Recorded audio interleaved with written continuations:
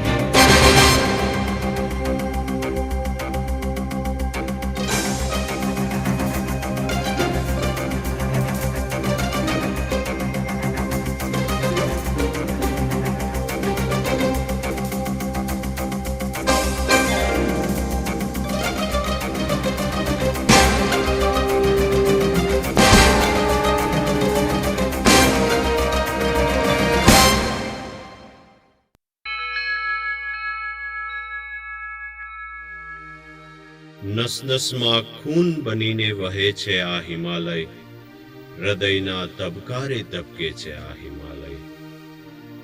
જ્યારે ભય બનીને પ્રસરે છે શરીરમાં આ હિમાલય, ત્યારે આવતી ધ્રુજારીની ઠંડકમાં અનુભવાય છે આ હિમાલય. છતાં મારો લાગે છે મને આ હિમાલય આસક્ત કરે છે આ હિમાલય.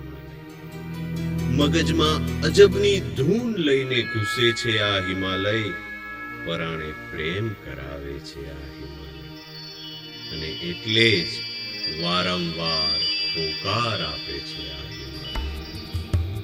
હર વર્ષની જેમ આ વખતે પણ હિમાલય જવાનું ગોઠવાયું, પરંતુ એક ઉદ્દેશ સાથે, એક નોબલ કોઝ સાથે. અને એ હતું પોલિયો ફ્રી વર્લ્ડ અને થેલેસેમિયા અવેરનેસ. પોલિયો અને થેલેસેમિયા આ બંને રોગ એવા છે કે જેની કોઈ દવા નથી, કે નથી જેનો કોઈ ઈલાજ, પરંતુ એટલું ચોક્કસ કહી શકાય કે તેને અટકાવી તો શકીએ છીએ, પરંતુ આ માટે ફક્ત થોડી માહિતી, તકેદારી, કાળજી અને જાગૃતતાની જરૂરિયાત છે. જો પોલિયોને હવે અટકાવવામાં નહીં આવે તો આવનારા સમયમાં સમગ્ર વિશ્વ પોલિયો જેવા ભયંકર રોગના ભયોથાર હેઠળ જીવતું હશે, અને કદાચ કરોડોની સંખ્યામાં બાળકો લકવાગ્રસ્ત થઈ પોતાનું જીવન વ્યતીત કરતા હશે. અને આવું જ બિહામનું ચિત્ર થેલેસેમિયાને લીધે આવનારા વર્ષોમાં ઊભું થાય તેવું બનશે. થેલેસેમિયાની ભયંકરતા એ છે કે બાળકના મા બાપ જ તેને માટે આ રોગના દાતા બનશે, અને માટે જ જન્મ કુંડળીઓ મેળવવાના બદલે લગ્ન કરનારના બ્લડ રિપોર્ટ મેળવવાનો સમય હવે પાકી ગયો છે. કારણ થેલેસેમિયા માઇનોર વાળી બે વ્યક્તિ જો લગ્ન કરે તો ચોક્કસ તેનું આવનારું બાળક થેલેસેમિયા મેજર પેદા થશે અને પછી તેનો કોઈ ઈલાજ નથી, જેની કોઈ જ દવા નથી. પછી તો ફક્ત આપણે દિન પ્રતિદિન આ બાળકને મોતના મુખ તરફ ઢસડાતું જોઈ રહેવાનું છે. લાચાર અને વિવશ બનીને કુદરતની અણમોલ ભેટ એવા બાળના જીવનનો સૂર્યાસ્ત આપણે સૂર્યોદયની સાથે જ નિહાળવાનો છે અને આવા દારૂણ આપની કલ્પના શક્તિથી પણ વિકરાળ અને ભયંકર એવા દ્રશ્યોની રચના ન થાય તે માટે રોટરી અને તેના વૈશ્વિક મિત્રો એક મહાન અને ભગીરથ કાર્યમાં જોડાયા છે અને તે છે પોલિયો અને થેલેસેમિયાની નાબૂદી. અબજો રૂપિયા અને લાખો લોકો આ ભગીરથ કાર્યની પાછળ લાગેલા છે અને લાખો કરોડોના આ આંકડા કઈ એમ જ નથી થતા. જેમ बूंद बूंद मिलकर बन जाती है धारा विशाल और धाराएं मिलकर बनता है समंदर ये विशाल, आम ज आ बूंद बूंद थईने संख्या वधी छे અને સૌના આ સહિયારા પ્રવાહમાં ધારામાં એક બૂંદ જેવો પ્રયાસ કરવાનો વિચાર રોટેરિયન મેહુલ શાહને આવ્યો અને તેમાંથી આયોજન થયું Toyota trans Himalaya humanity in motion motor car expedition. ધ્યેય હતું અમદાવાદથી ખરડુંગલા કે જેની સમુદ્ર તલથી ઊંચાઈ છે 18,380 ફૂટ. ધ્યેય હતું 5,000 કિલોમીટરના પ્રવાસનું રસ્તામાં આવતા 7 રાજ્યોના અસંખ્ય ગામો, શહેરો, કસ્બાઓ સુધી એક સંદેશ પહોંચાડવાનો. આ રેલી કદાચ ભારતના બીજા પ્રાંતમાં રાજ્યોમાં પણ થઈ શકે. આ સંદેશ ભારતના અન્ય ભાગમાં પ્રસરાવીને પણ ધ્યેય સિદ્ધ કરી શકાયું હોત, પરંતુ સ્વભાવે સાહસિક એવા રોટેરિયન મેહુલ શાહને તો અસીમ, અજય, ભયંકર, દુર્ગમ એવા નગાધિરાજ હિમાલય સુધી આ સંદેશ સાથે આ રેલી, આ યાત્રા કરવી હતી. કારણ પોલિયો અને થેલેસેમિયા પણ આજ દિન સુધી હિમાલય જેવા જ વિકરાળ અને રૌદ્ર છે. જેમ આ બંને રોગને અટકાવવાનો માર્ગ અતિ વિષમ છે, તેવી જ રીતે ખરડુંગલા સુધી પહોંચવાનો માર્ગ પણ વિષમ છે. અનેક મુશ્કેલીઓ, વિડંબણાઓ હિમાલયમાં સમાયેલી છે. રોહતાંગ, બારાલચ્ચા, તંગલંગલા, ખરડુંગલા, નકીલા, ચોજીલા વગેરે જેવા 13,000 થી 18,380 ફૂટની ઊંચાઈ ધરાવતા પાસ અને તેને સાંકળતા હજારો કિલોમીટર લાંબા અખૂટ એવા ઘાટમાં ચાલતા અજાણ્યા રસ્તા, વારે વારે બદલાતું વિષમ વાતાવરણ, હનુમાન ચાલીસાની 5 લાઈન બોલતા પણ શ્વાસ ભરાઈ જાય તેવી પાતળી હવા અને ઓક્સિજનની કમી, હિમાલયના અફાટ ગ્લેશિયરો અને તેમાંથી નીકળતી પાણીની ધુઆધાર ધારાઓ, હાડ ગાળી નાખતી કાતિલ ઠંડી, સુસવાટા મારતો પવન, ગમે ત્યારે તૂટી પડતો વરસાદ અને કોઈ પણ આગાહી વગર થતું લેન્ડસ્લાઇડિંગ, આવી અનેક કુદરતી મુશ્કેલીઓ અને વધારામાં આતંકવાદના ભયોથાર હેઠળ ચાલતું જમ્મુ કાશ્મીરનું જનજીવન, કઈ ઘડીએ ક્યાં શું થાય તેનો કોઈ ભરોસો નહીં. અનેકો વખત હિમાલય જઈ આવેલા રોટેરિયન મેહુલ શાહને આ દરેક વાતનો અનુભવ હતો, પણ છતાં ધારેલું કાર્ય, મિશન, આ એક્સપિડિશન પૂર્ણ કરવાની એક અજબ ધૂન તેમના પર સવાર હતી અને આ ધૂનમાં, આ સાહસમાં અને ઉમદા કાર્યમાં તેમને સાથ મળ્યો તેમના 15 મિત્રો અને એક એવી વ્યક્તિનો કે જે આ એક્સપિડિશનની બહાર રહીને પણ સમગ્ર એક્સપિડિશન પર છવાઈ જવાની હતી અને તે છે શ્રી અજીતભાઈ મહેતા, ઇન્ફિનમ ટોયોટા અમદાવાદના માલિક.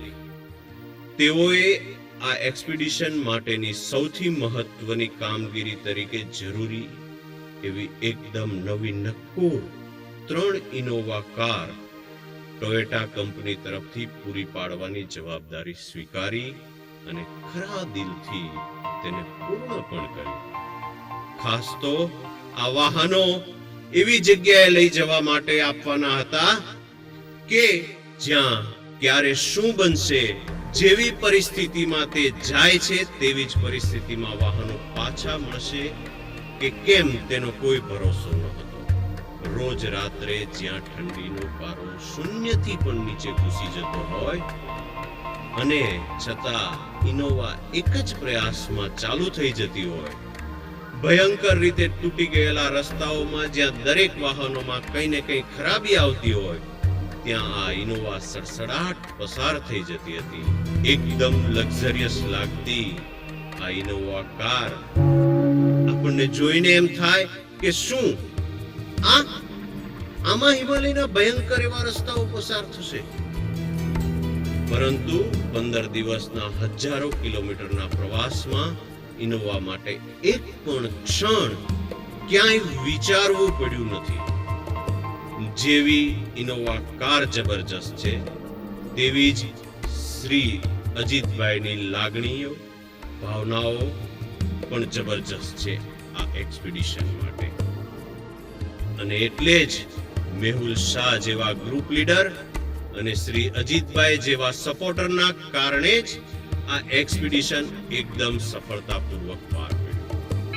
તો આવો આજે સૌ મળીને આ ભગીરથ કાર્યને આગળ વધારવા માટે એક થઈએ, તેમજ પોલિયો અને થેલેસેમિયાને પૃથ્વી પરથી નેસ્ત નાબૂદ કરવા માટે કમર કસીએ.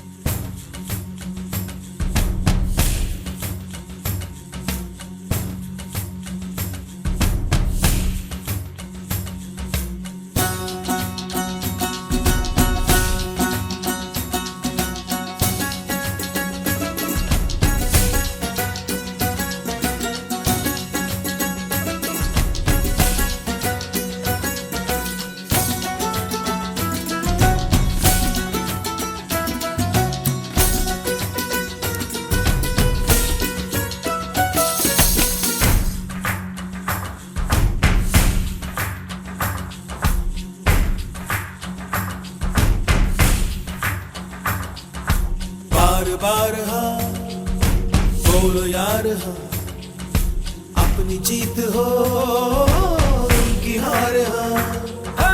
बार बार हाँ बोलो यार हाँ, अपनी जीत हो उनकी हार हाँ.